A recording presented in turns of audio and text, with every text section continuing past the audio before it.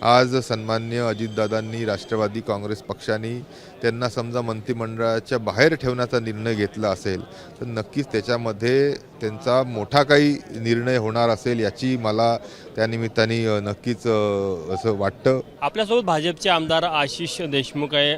आज हिवाळी अधिवेशनाचा पहिला दिवस आहे। काल मंत्रिमंडळाचा विस्तार झाला।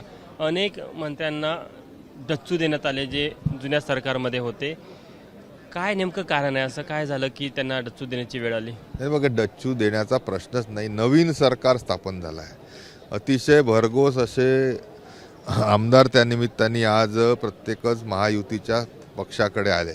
288 पैकी आमदार हे महायुतीमध्ये सहभागी आहे आणि प्रत्येकच पक्षाला ठरलेल्या मंत्रिमंडळाच्या संख्यापैकी काही लोकांना संधी देणं गरजेचं होतं आणि म्हणून जुने अनुभवी तर लोक नक्कीच त्याच्यात आहे आणि नव्याने अनुभव मिळेल असे देखील प्रॉमिसिंग लोक आज सरकारमध्ये घेण्याचं काम तीनही पक्षांनी केलं आहे। त्याच्या माध्यमातून कुणाला समजा यावेळेस संधी नसेल मिळाली तर नक्कीच त्याच्या मागे दुसऱ्या कोणाला संधी मिळावं हाच एक हेतू आहे।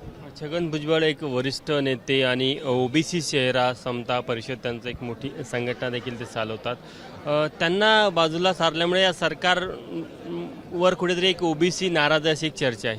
आणि आम्ही सगळे बघा ओबीसी समाजातून येतो, एकत्रित येऊन आम्ही भुजबळ साहेबांसोबत वेळ आली तर आंदोलन देखील त्यानिमित्ताने केलं आहे। 1985 पासून महाराष्ट्राच्या राजकारणामध्ये अतिशय मोलाची भूमिका ही वेळोवेळी सन्मान्य भुजबळ साहेबांनी निभावली आहे। या राज्याच्या विविध विभागाचं यशस्वीरित्या मंत्रिपद देखील त्यांनी सांभाळलं आहे।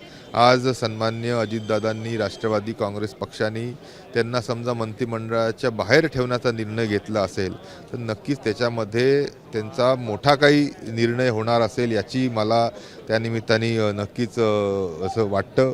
मोठा निर्णय नेमकं काय होईल असं वाटतं?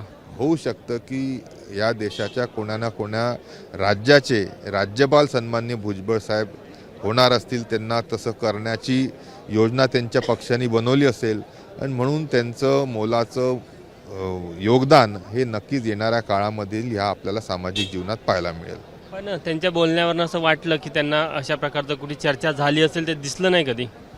नाही, असं नाही, पण त्यांची भूमिका ही ह्या राज्याच्या सामाजिक राजकीय जीवनामध्ये सातत्याने महत्त्वाची राहिली आहे आणि म्हणून नवीन कोणाला संधी द्यायची असेल म्हणून त्यांना आणि किंवा त्यांना कोणतं अजून जास्ती चांगलं त्यांचं होणार असेल, मोठं पद त्यांना मिळणार असेल म्हणून का त्यांना मंत्रिमंडळाच्या बाहेर ठेवलं असं माझ्यासारखं सामान्य कार्यकर्त्यांना वाटतं। निश्चित आपण बघू शकतो की आशिष देशमुख आहे, त्यांचं असं म्हणणं आहे की ओबीसी चेहरा म्हणून छगन भुजबळ मोठे आहे आणि कुठेतरी त्यांचं पुनर्वसन एका चांगल्या स्थानावर होण्याचं नियोजन असेल सरकारचं किंवा त्यांच्या पक्षाचं, त्यामुळे कुठेतरी त्यांना यावेळेस मंत्रिमंडळामध्ये स्थान दिलं नसावं। कॅमेरामॅन अमोल देशमुखसह तुषार कोहळे, एबीपी माझा, नागपूर। एबीपी माझा, उघडा डोळे बघा नीट।